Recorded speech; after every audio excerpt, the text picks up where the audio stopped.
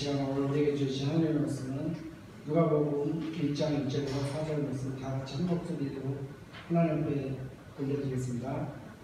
우리 중에 이루어진 사실에 대하여 처음부터 목격자의 말씀에 입금된 자들이 전하여 준 그대로 예배를 조술하고 뜻을 듣는 사람이 많은지라. 그 모든 일을 그날부터 자세히 미루어 살핀다고 대본으로 각하에게 차례대로 써보낼 것이 좋은 줄 알았노니 이는 각하가 알고 있는 바를 더 확실하게 하려 함이니라. 아멘. 이 시간 묵상을 들으셔서 복음은 지 알아야 합니다라는 말씀 주시는 시간이 되시겁니다. 축복합니다. 같이 기도하겠습니다. 사랑의 하나님 아버지 감사합니다. 우리로 하여금 복음을 주시고 그 복음의 말씀이 우리에게 생명되게 하시고 생명의 말씀이 우리를 또 하나님으로 인도하게 해주시니 감사합니다. 말씀 우리의 발등에 등불이라고 하였으니 우리가 이 눈불 비추고 갈 때 실족하지 않을 줄 믿습니다. 주여 우리를 붙들어 주시옵시고 늘 사랑하사 그 말씀으로 살아가게 하여 주시옵소서. 모든 것 감사드리며 우리 주 예수 그리스도 이름으로 기도드렸사옵나이다. 아멘. 축복합니다. 반갑습니다. 이렇게 쫙 앉아 계시니까 마치 그 산상수원에서 예수님이 동산에 앉으셔가지고 이렇게 편안하게 앉아 계시는 것 같아서 너무 좋습니다. 그렇다고 제가 예수라는 얘기 절대 아닙니다. 오해하지 마시고 너무 이렇게 편안하게 앉아 계시니까 너무 좋고 좋습니다. 말씀은 우리를 자유케 하십니다. 아멘. 왜냐 또 그 말씀 우리에게 진리가 되셔서 언제 어느 때 듣든 그 항상 그 말씀은 우리를 생명으로 인도하실 줄 믿습니다. 아멘. 지난주에는요 우리 그 가까이 있는 쪽에 좀 일이 있었어요. 왜냐면 오늘 기도했던 우리 막내딸 남자친구가 이렇게 냉동식품을 하는데 그 드라이 아이스가 굉장히 크거든요. 이거 조금씩 우리가 볼 때 모르는데 이게 엄청 크면 여기서 이산화탄소가 녹으면서 엄청나게 나옵니다. 근데 이 친구가 이제 우리 아이하고 만날 약속에 연애하고 싶은 약속에 저 수원에서 자기 승용차에다 그거를 넣고 그리고서는 바로 왔으면 좀 낫을 수도 있는데 그때 났는지 아닌지 모르겠다. 근데 잠깐 들어가서 이제 샤워하고 한 30-40분 동안 있는 동안 이게 다 녹아가지고 이 차 안에 가득 찬 거예요. 어서오세요. 나 너무 서운할 뻔했잖아. 그래가지고 이 친구가 딱 타자마자 이산화탄소 중독이 돼서 딱 거의 기절하다시피 어지가 어지럽고 하니까 뭔가 해가지고 그냥 차를 이렇게 세워놓고 잠깐 잠들었는데 이제 그게 이제 황천길 가는 길이었죠. 그렇게 딱 문을 닫고서 에어컨 켜고 쓰러진 이후 장장 7시간, 8시간 동안 그 안에 갇힌 거예요. 일반적으로 에어컨만 켜고 자도 질식사로 죽어요. 뉴스에서 보니까 4명이 들어가서 에어컨 켜고 문 딱 닫고 있으니까 1시간 만에 산소량이 30%로 줄더라고요. 여러분들 꼭 조심하십시오. 근데 이 친구는 뭐 그것뿐만 아니라 뒤에서 이미 이산화탄소가 우리 아이가 전 연락이 안 되니까는 실종신고를 합니다. CCTV를 해서 보니까 길거리에 차가 서 있는 안에 사람이 보입니다. 근데 마음대로 할 수는 없으니까 이거 유리창을 깨도 되겠습니까? 깨십시오. 유리창을 막 깨자마자 그 안에서 아이 드라이아이스 여기가 그냥 확 올라오면서 보니까 이미 호흡은 정지되고 심장이 미약하게 뛰는 거예요. 우리 아이는 거의 실신하다시피 합니다. 우리는 기도하기 시작했어요. 기도가 이 목사도 사람이 급해지니까 그냥 주여밖에 안 나와요. 주여 살려주십시오. 이 아이가 아직 젊은데 이제 31인데 살려주십시오. 그래가지고 이 응급실로 간 거예요. 아주대병 수원 갔더니 응급의사가 와서 호흡이 없어서 강제 호흡시키고 있고 폐는 이미 기능 상실이고 심장은 간신히 뛰는데 이미 온몸이 다 폐하가 떨어져서 지금 이 몸의 상태, 이 pH 상태가 시체 바로 전이다. 그래서 저는 이제 이 오늘 밤에 하나님 데려가시겠구나. 그렇게 기도를 했어요. 하나님의 뜻이 있다면 살려주십시오. 이 믿음 없는 목사를 용서하시고 온 사람이 다 기도를 했어요. 새벽 2시에 다시 또 집주인이 딱 왔는데 말이 지금 이제 코마 상태 바로 직전입니다. 코마 상태는 뇌사 상태거든요. 뇌사 바로 직전입니다. 아무 소용이 없더라고요. 이 정도 됐으니까 7, 8시간을 사람이 거기 갇혀 있었으니까 이거는 뭐 거기서 살아날 수 있는 사람은 없다고 보는 게 맞죠. 아무리 장정이라 하더라도. 기도의 응답이 되기 시작하죠. 1시간 만에 눈을 떴어요. 근데 뇌가 아직 안 살아가지고 눈동자가 막 이렇게 양쪽으로 다 움직여요.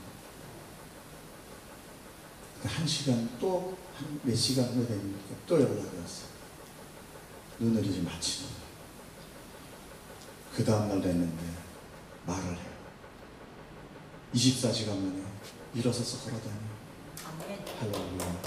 여러분, 하나님 살아계시더라고요. 믿음 없어서 기도 안 하는 거. 저도 처음에 그랬어요. 죽었구나.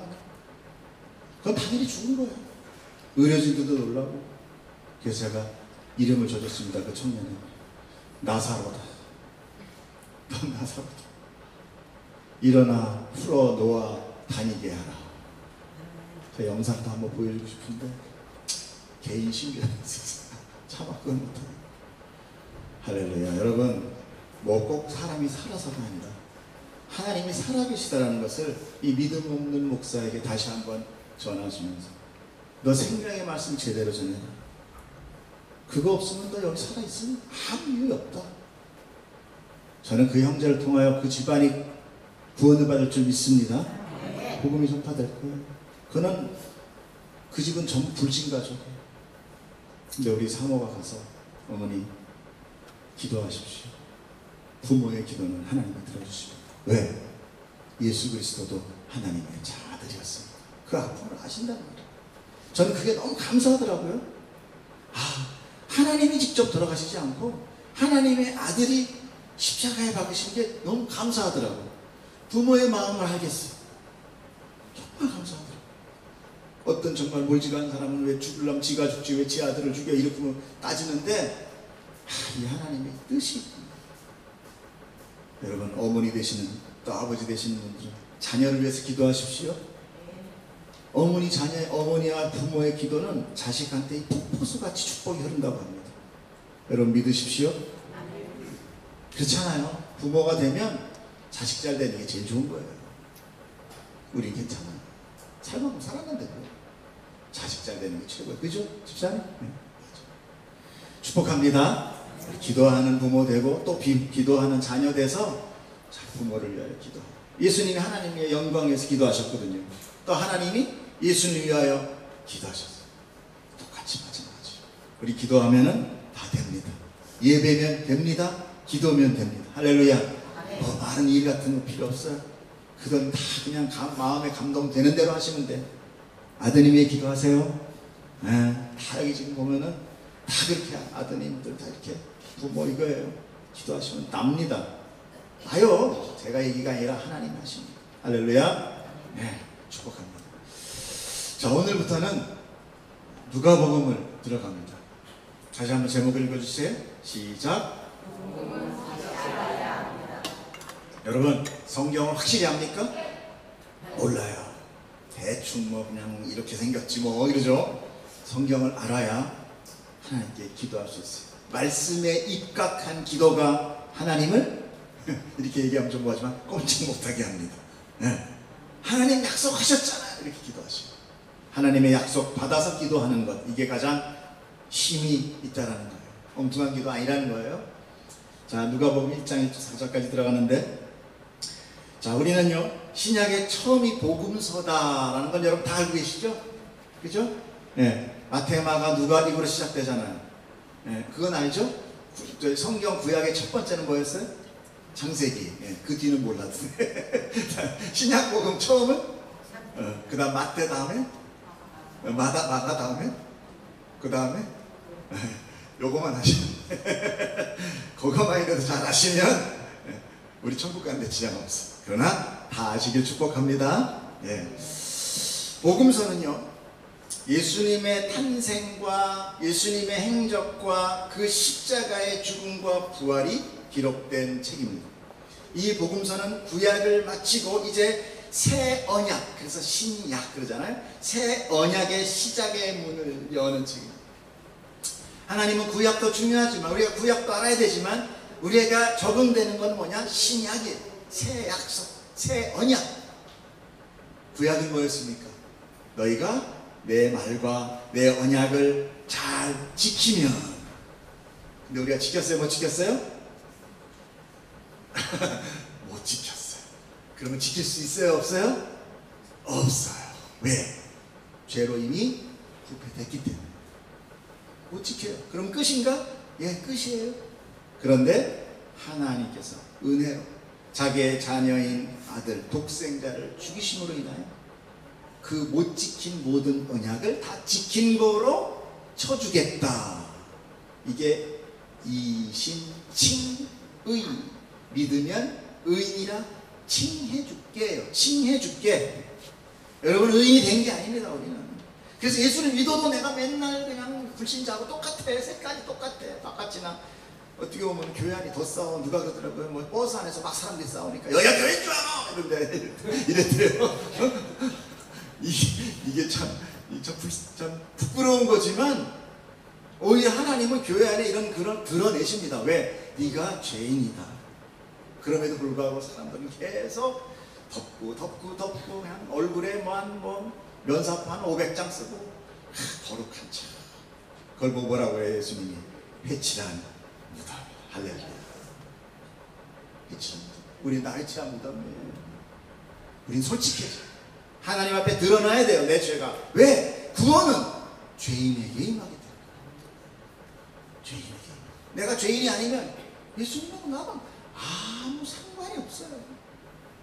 예수님의 희생이 우리와 상관이 있기를 축복합니다. 그러기 위해서 우리가 두 손을 들고 주여, 죄인 갑니다. 죄인 부르실 때 내가 두 손 들고 갑니다. 이 찬양을 하는 것이 바로 그 이유인 것입니다.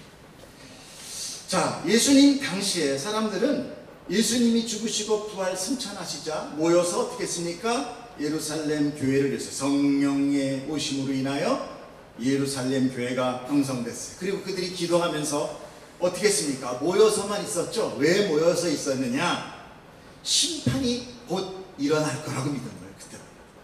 왜냐하면 예수님이 이들 중에 마지막 날을 볼 자도 있으리라 이랬거든요. 그러니까 야, 이제 올 거야. 그래서 기도 열심히 한 거예요. 예수님 이제 심판자로 드디어 우리가 온다. 우리 이제 천국 간다. 이러고 한 거죠. 그래서 굳이 예수님의 말씀이나 행적이나 그런 기록을 안 남긴 거예요. 다 기도만 열심히 한 거예요.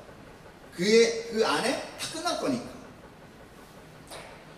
그래서 오늘 우리가 보고 있는 이 복음서는 예수님이 부활 승천 후에 작성된 것이 아니라 예수님 부활 승천하신 이후 대략 거의 70에서 100년이 지난 다음에 기록되기 시작한 것입니다. 복음서는 공관복음이라고 해서 볼관자, 같은 공해서 같은 시각으로 바라봤다 해서 공관복음이라는 것이 있고요. 그 공관복음의 가장 원본이다라고 할 수 있는 오래된 복음이 마가복음. 마가복음이 제일 짧아요. 대개 성경학자들은 성경이 짧은 거를 원화로 봐요. 왜냐하면 나중에 자꾸 덧붙이거든. 그러니까 아주 간략하고 짧은 거를 우선 진품이다 이렇게 보는 거예요. 마가복음이 가장 원본이라고 해서 신학자들이 이걸 큐문서다라고도 얘기합니다. 큐문서. 그냥 알고 계세요. 신학교에서 배우는 겁니다. 그래도 한번 들어오면은 써먹을 수 있잖아. 근데 큐문서 알아? 그러면서 자, 이 마가복음을 중심으로 인해서 이제 유대인들을 위한 마태복음이 형성되고 이방인들을 위한 누가복음이 기록된 것입니다. 그러면은 요한복음은 뭔가? 요한복음은 이 공관복음이 쓰여진 그 이후에 또 쓰여진 건데 그럼 이건 복음서가 아닌가? 아닙니다. 복음서 맞아요.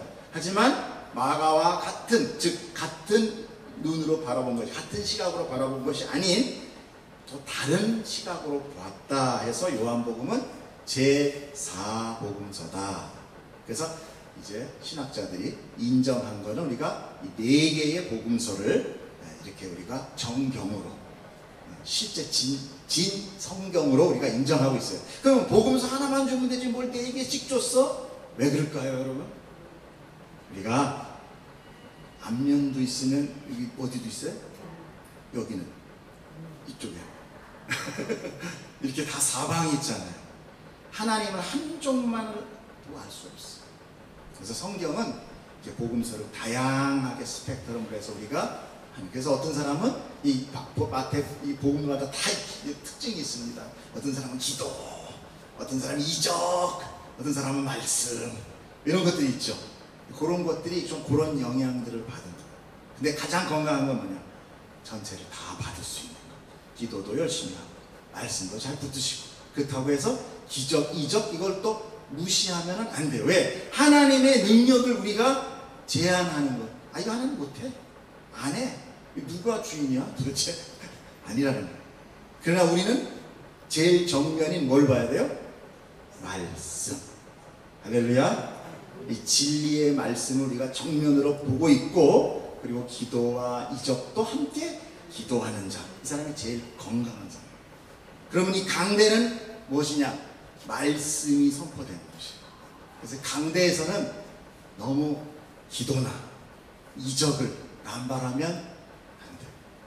여기는 말씀이 선포돼요. 말씀이 일하게 해야 되는 거죠. 그때 우리 안에 기도와 이적이 자연적으로 따라 일어나는 거죠. 어떤 사람이 할지어다, 요놈은 이상한 사람이야, 너무 그러면 안 돼. 말씀을 여러분 꼭 붙들기를 축복합니다. 자, 이렇게 복음서는 12사도가 다 순교한 후에 작성이 됐어요. 말세 심판이 곧 이루어질 것을 믿은 성도들은 성경을 기록할 필요를 못 느꼈다고 그랬어요. 그러나 막상 심판이 늦어지고 하나 둘 사도들, 즉 예수님 바로 옆에서 함께 체험했던 그 스승들이 죽어가는 것을 보고 이거 그냥 두었다가는 예수님 가르침 다 잃어버리겠구나, 내 후세에 전하지 못하겠구나, 이런 불안감에 부랴부랴 사도들의 증언과 구전되는 것들을 다 모아서 기록하기 시작한 거죠. 그렇다고 해서 성경이 이렇게 인간들의 노력과 열심으로, 인간의 힘으로 근근히 하나님의 말씀이 이어진 것이 아니라 그 뒤에는 성령님의 주도적인 개입이 있었다는 것을 여러분 꼭 믿으셔야 되는 거죠. 이것이 제가 말하는 것이 아니라 모든 신학자들이 그렇게 주장하고 있는 거예요. 그래서 성경은 비록 인간이 성령님의 감동으로 작성되었지만 결국 성령님이 쓰셨기 때문에 저자는 누구예요? 성령 하나님이신 거죠. 그러므로 성경은 결코 오류가 없다고 믿는 것입니다. 그것을 성경 무오주의라고 부르는 거예요. 우리 장로신학과 대부분의 개신교 전통신학들은 다 이거를 주장합니다. 성경은 무오하다. 왜냐하면 성경이 정경으로, 진짜 성경으로 성립되기 위해서 수많은 신학자와 그 당시에 천재라고 하는 사람들 몇백 명이, 그것도 하루 이틀이 아니라 몇십 년 동안을 연구하고 토론하고 해서 결정하게 됩니다. 집대성하게 됩니다. 그래서 버릴 것들은 버리고 최소한의 정통성을 유지하고 정리된 것이기 때문에 성경을 무오하다고 믿는 거예요. 그래서 신학교에서 보다 보면은 여러 가지 많은 것들이 좀 사람이 너무한 거 아니야, 이런 생각을 좀 하게 되는데 성령님은 사람을 통해서 일한다는 것을 보여주십니다. 그렇기 때문에 내가 비록 아무리 정말 죄인같이 살지라도 하나님 앞에 말씀 앞으로 나아가고 또 내가 전도를 하고 증인의 삶으로 살아가는 것은 중요하다는 거죠. 할렐루야. 여러분, 그래서 증인의 삶으로 전도하셔야 됩니다. 말씀에 전도하셔야 됩니다. 어제 지난주에 제가 뭐라고 했습니까? 복음 전도는 뭐라고 했습니까? 어느 산에 갔더니 너무너무 시원하고 청명한 샘물이 솟아나서 그걸 마시니까 내가 너무 좋았어. 동네 내려오면 동네 사람들한테 얘기해야 하네요. 안 하는 사람들은 이상한 사람들이야. 원래 감춰놓고 나만 먹어야지. 아니야. 막 콸콸 넘쳐흐르면 가서 얘기한 다음에 너도 가서 먹어. 저기 너무너무 신선한 물이 있어. 이게 전도예요. 다른 거 아닙니다. 복잡하게 생각하지 마세요. 내가 경험했을 때 그 복음이 나에게 청량한 생명수가 될 때 우리는 전하지 않을 수 없다는 것입니다. 그래서 여러분 하나님을 경험하셔야 돼요. 하나님은 우리의 모든 상황을 합력하여 선을 이룬다고 그러시죠? 그게 바로 뭐예요? 뭐 우리한테 내가 원하는 거 막 들어줘서 기도 응답돼. 이게 아니에요. 이건 너무 유치한 거야. 이건 너무 유치한 거야. 이건 진짜 아가들, 이 믿음이 있는 사람들은 내가 이런 어려운 가운데 하나님을 붙들게 하는 이 체험을 있잖아요. 거기서 오는 회복, 마음의 평안, 이걸 통해서 우리가 뭘 합니까? 하나님은 살아계시고 나도 하나님을 믿어봐. 내가 이렇게 평안해졌어 하고 전하는 겁니다. 내가 경험되지 않은 거 전하는 거 어떻게 전하는 거야? 그러니까 자꾸 전하다가 혹시 저 사람이 말로 내가 지면 어떡하지? 이런 걱정이 되는 거죠. 여러분 하나님을 경험하기를 축복합니다. 자, 이제 오늘 누가복음으로 들어갑니다. 누가복음의 저자는 누가예요? 누가 적었지? 누가예요. 누가. 그렇다고 누가가 모든 것을 자기의 지식으로 기록한 것이 아니라 예수님의 가르침과 그분의 행적의 구전들, 다니는 이야기들을 다 모아서 기록한 거예요. 누가는 사도가 아닙니다. 그러나 훌륭한 전도자였습니다. 그는 의사였어요. 또한 누가는 유대인이 아니라 이방인입니다. 우리와 같단 말이에요. 우리도 얼마든지 복음서를, 하나님의 생명의 말씀을 사용할 수 있다. 기록할 수 있다. 할렐루야. 그렇다고 내가 복음 적으라는 얘기가 아니라 뭐 유대인이니까 우리는 뭐 히브리 사람도 아닌데 이게 아니다라는 것입니다.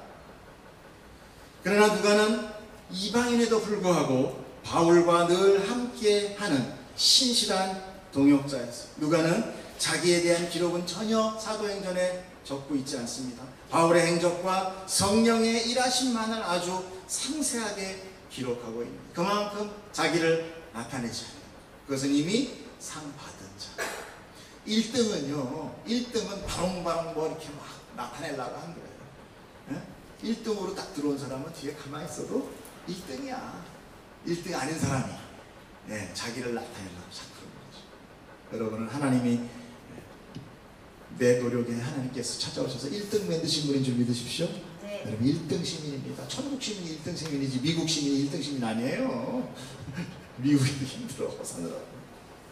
자, 그는 의사로서 바울의 안질 그리고 발작적인 간질의 질환을 돌봐주었던 자입니다. 누가는 바울이 로마에서 마지막 순교하는 순간까지 함께 옆에 있었던 친구이며 동역자였던 것. 우리 모두가 누가의 이런 동역자와 같은 동역자가 되기를 축복합니다. 아멘. 여러분 저의 동역자가 되시길 축복합니다. 할렐루야. 누가는 누가복음과 사도행전을 기록했어요. 또한 누가복음과 사도행전 모두 이방인인 데오빌로라는 로마의 총독에게 복음을 전하기 위함이다. 이거 보십시오. 이렇게 복음을 전하기 위해 철저하게 하나님의 행적, 예수 그리스도의 행적을 기록해서 전했다는 거. 왜? 내 얘기가 아닌 예수님의 말씀을 전하기 위해서 노력했다는 것입니다.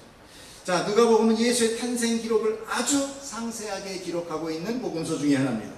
마리아의 수태고지가 있기 전에 세례 요한의 수태와 탄생까지가 아주 굉장히 자세하게 기록되어 있습니다. 또한 예수님의 어린 시절을 기록하고 있고 다분히 많은 부분의 여성분들이 사역 가운데 나타나 있고, 특별히 세리와 창녀와 나병 환자와 이렇게 힘없고 천한 사람들의 함께하는 예수님의 그 사역들이 기록되어 있습니다. 그래서 누가복음은 참 우리가 읽을 때 우리한테 은혜가 되는 그런 복음. 여러분 이번 주에 누가복음 정도는 읽어주시기를 축복합니다. 그래서 우리 다음번에 또 말씀 볼 때 우리 목사가 제대로 하나 이렇게 보시기도 하고 또 더 큰 은혜 받으시기를 축복합니다. 자, 누가복음은 사도행전보다도 나중에 기록됐다고 그래요. 일부 누가복음의 저자가 디모데다라는 주장도 있지만 보편적으로 누가복음과 사도행전의 저자는 누가다라고 아직까지는 보고 있습니다. 자, 여러분 이런 얘기 어디서 듣겠어요? 한 번씩 이렇게 짧게 설명해 줄 때 들으시면 좋은 거예요. 네. 자, 그러나 성경은 누가 작성했나? 바로 성령님이 작성했다고 그랬죠. 그러므로 사람의 이름은 중요한 게 아닌 거예요. 누가인지 마가인지 나가인지 필요 없어요. 성령님이 작성하시고, 하나님께서는 당신의 뜻을 이루기 위하여 누구도 사용해요? 사단도 사용해요. 즉 사단은 하나님의 대적자가, 우리가 자꾸만 착각하는 게 사단이 악마가 하나님과 대적하니까 싸워서 이겨야지, 쥐야지 악마를 물리쳐라 이렇게 하는데, 아니에요. 사단도 하나님이 부리는 악한 영이에요. 비록 사단이 하나님을 배반하고 악한 성품으로 인해 하나님의 창조 세계의 질서를 깨뜨리고 문란하게 만들고 있지만, 하나님께서는 사단의 이런 행동에 대하여 놀라고, 얘가 이랬어?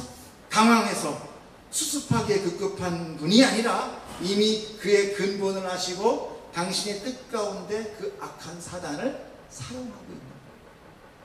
하나님이 사용한다니까 좀 이상하다. 하나님은 나에게 병도 주시나? 주세요.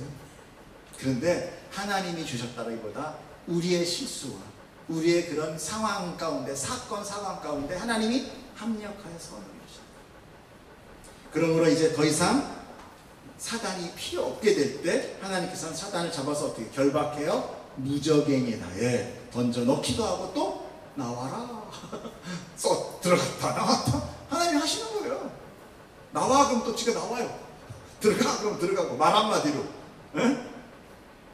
결국 하나님은 미혹하는 마귀를 어디다 버려요? 불과 유황의 못에 던져버렸어요. 거기서 영원토록, 우리 첫날 배운 게 뭐였어요? 영원토록. 이게 참 중요해요. 영원토록 거기서 괴로움을 받게 하시는, 요한계시록 20장 안에 정확하게 써 있습니다. 바로 마귀가 불타는 곳에 근데 누가 있느냐? 불신자들이 같이 있더라. 거짓 선지자들이 같이 있더라. 여러분, 거짓 선지자, 불신자, 쟤네들 우리예요, 우리. 여러분, 우리예요, 우리. 여러분, 우리 예수님 믿어요? 하나님 믿어요? 믿는 척 앉아 있는 거지. 그래서 은혜를 붙들어야 돼요. 우리가 가야 될 자리란 말입니다. 늘 우리는 좋은 편이야. 나는 좋은 나라, 쟤는 나쁜 나라. 그러니까 은혜가 안 돼. 더 주세요. 이렇게 나옵니다. 우리가 그 자리에 가야 돼요. 그래, 우리가 감사가 나오는 것입니다. 할렐루야. 이렇게 이 어마어마한 사실을 전혀 모른다. 이렇게 모르면 그건 정말 심각하게 우리가 생각해요. 내가 진정 구원받았는가?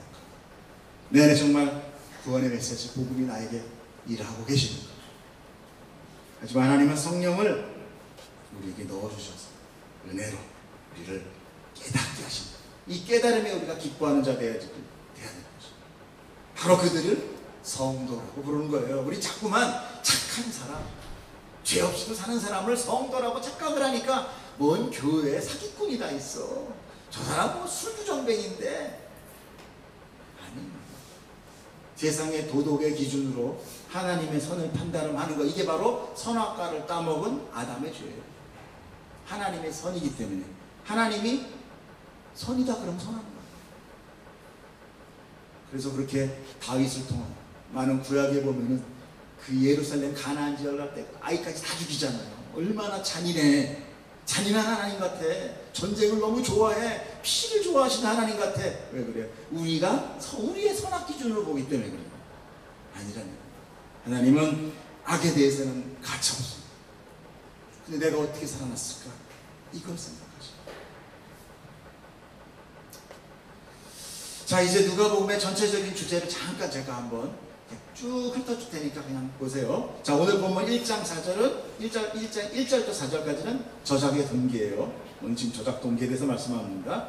그리고 5절부터 2장 52절까지가 예수의 탄생과 유년 시절에 대한 기록이고, 3장하고 4장이 예수님의 본격적인 사역이 이제 시작될 것이고, 4장부터 이제 9장까지가 예수님 갈릴리 지방에서 사역을 기록하고 있어요. 이제 9장에서 13장까지가 유대 지역에서의 사역을 이야기하고, 13장 이후에 19장까지가 이제 예루살렘, 여기서부터 이제 핍박이 받으시기 시작하십니다.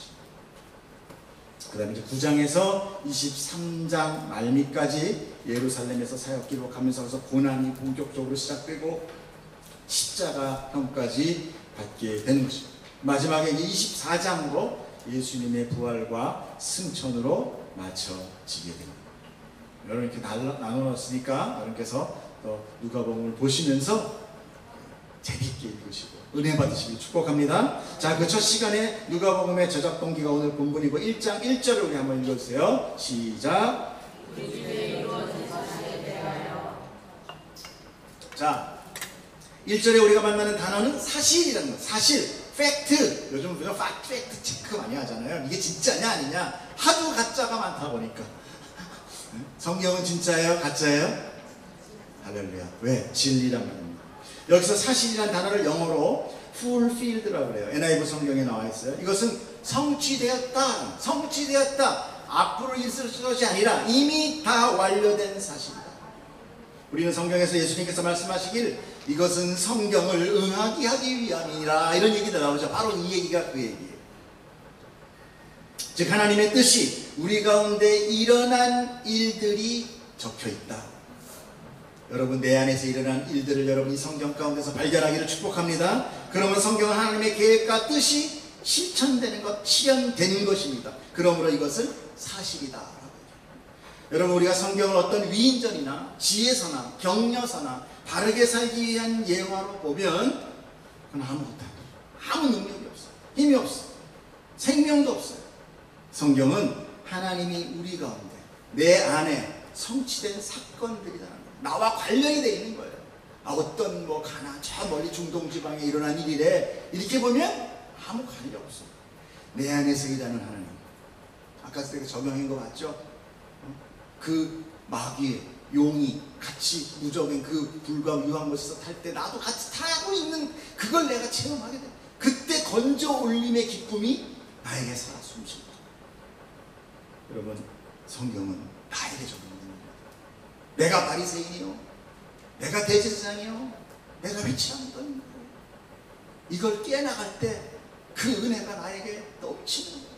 성경을 읽다 도저히 눈물이 나 붙여서 읽을 수가 없습니다. 그 기쁨이 나오는 거예요. 나는 항상 예수님 편, 나는 12제자, 쟤는 항상 나쁜 놈, 쟤는 항상 병 걸리고 이렇게 보면 잘 살아야지, 이렇게 착하게 살아야지. 우리 착하게 못 살아요. 이렇게 성경에 나오는 모든 사람도 다 내게 적용해야 돼요. 특별히 교만하고 죄 많고 형식적인 사람에 대해서는 더욱더 나에게 적용돼야 돼요. 왜냐하면 하나님이 나를 위해서 쓰신 편지거든요. 누가는 이 예수님의 이야기를 그 사실을 처음부터 자세히 작성하였다. 그 이유는 데오빌로라는 이방인 총독에게 복음을 전하기 위함이에요. 자, 2절부터 3절 읽어주세요. 시작. 처음부터 목격자와 말씀에 있는 자들이 전하여진 그대로 내려오도록 하려고 수술된 사람이 많은지라.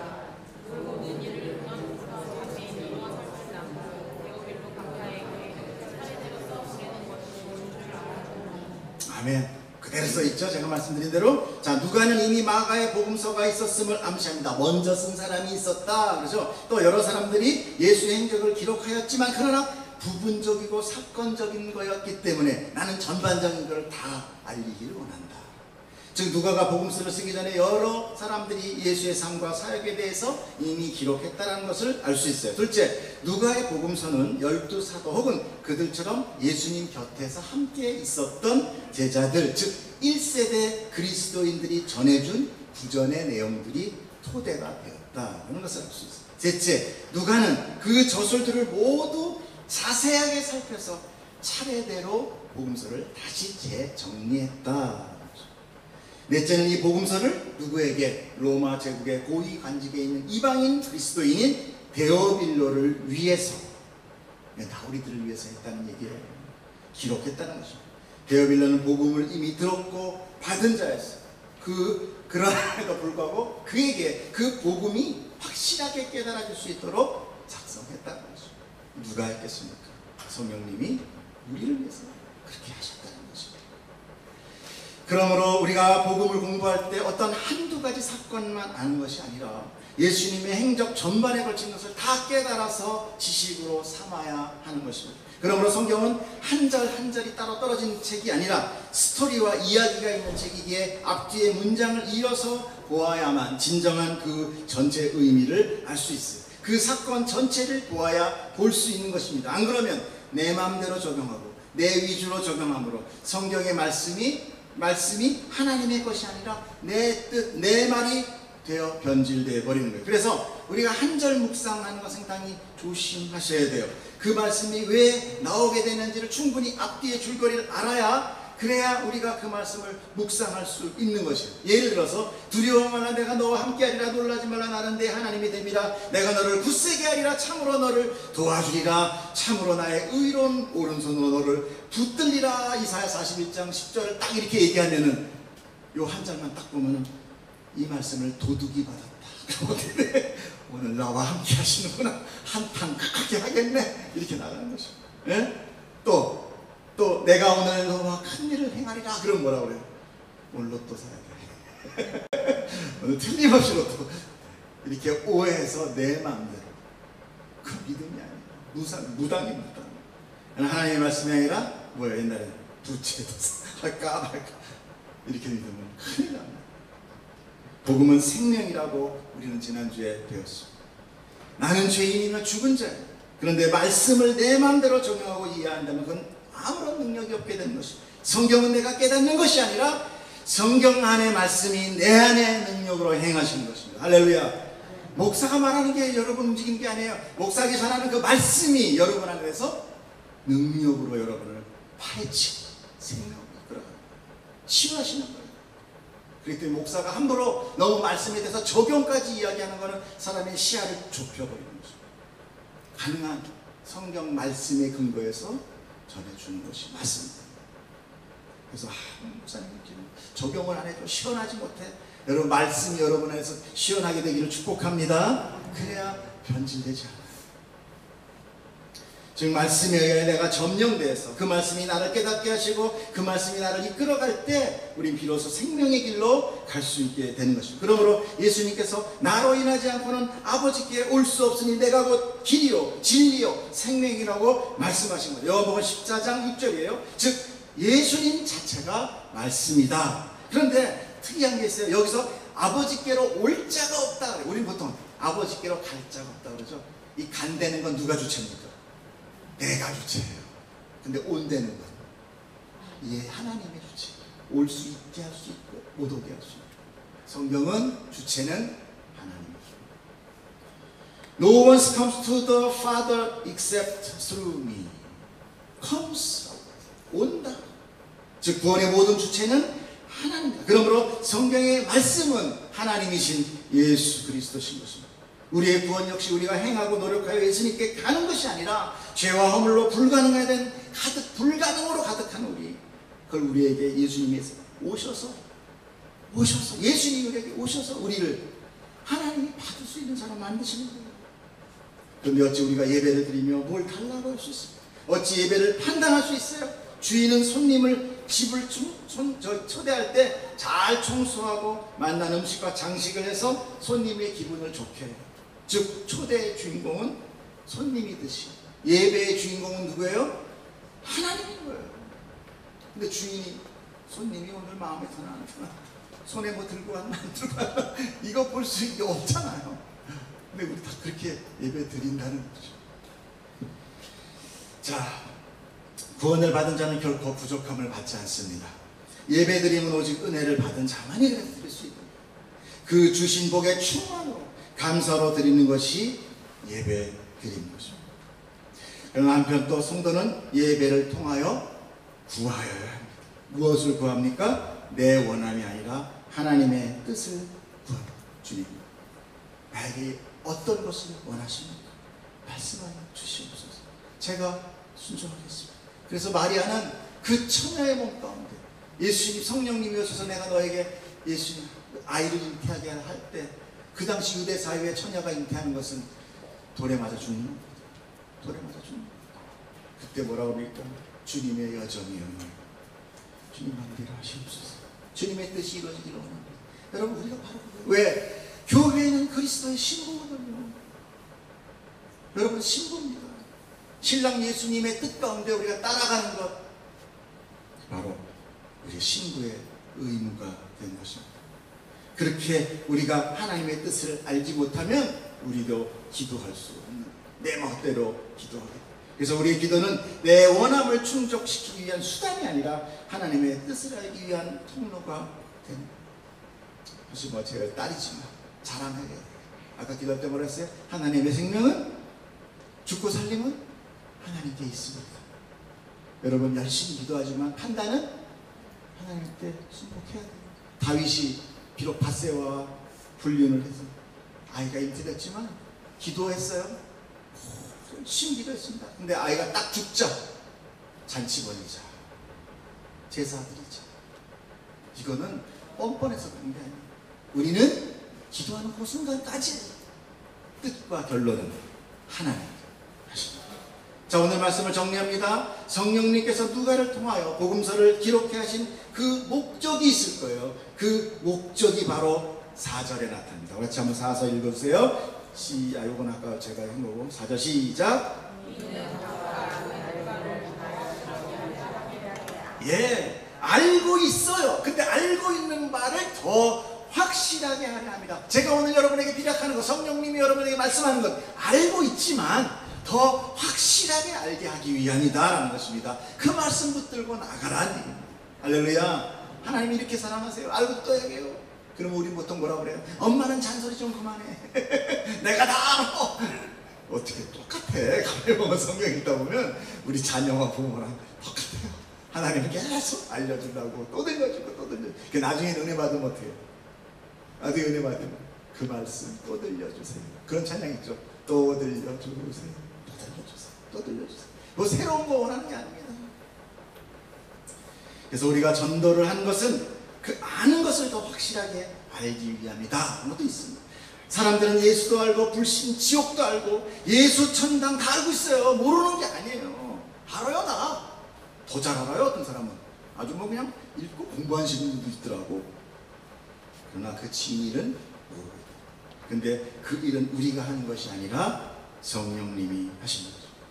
말씀이 우리 안에서 능력으로 행하십니다. 그러므로 우리가 정확한 복음을 이해하고 확실하게 알려줄 때 그 말씀이 그를 변화시키는 거예요. 그런데 우리가 어찌 성경을 가볍게 보고 대충 볼 수 있습니다. 성경은 누구라고 그랬습니까? 예수 그리스도예요. 그러므로 예수를 전하기 위해서 우리는 필연적으로 성경의 말씀을 깨달아야 하는 것입니다. 오늘 이 모든 말씀이 우리를 변화시킬 줄 믿습니다. 오늘 이 모든 말씀이 우리에게 생명될 줄 믿습니다. 아멘. 기도하겠습니다.